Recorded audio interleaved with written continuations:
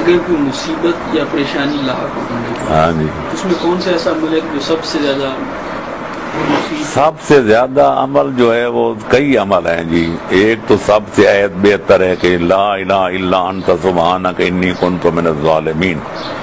حضرت یونس کی تسبیح ہے، انہوں نے شک میں ماہی میں پڑھی تھی، اور خدا فرماتا ہے وَنَجَّيْنَاهُ مِنَ الْغَمِّ، جب انہوں نے یہ ورد کیا تو ہم نے ان کو غم سے نجات دے دی.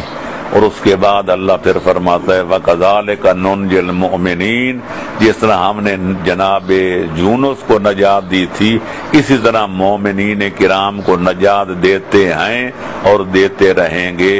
صادق آل محمد اس کی تفسیر میں فرماتے ہیں مجھے تعجب ہے اس بندے سے جس کو کوئی پریشانی لاحق ہوتی ہے وہ کیوں نہیں آیت کریمہ پڑھتا. کیوں کہ اللہ کا وعدہ ہے کہ وَكَذَلِكَ نُنْجِي الْمُؤْمِنِينَ. اس کے علاوہ درود شریف جو ہے اس کے پڑھنے سے بھی مشکلات آسان ہوتے ہیں.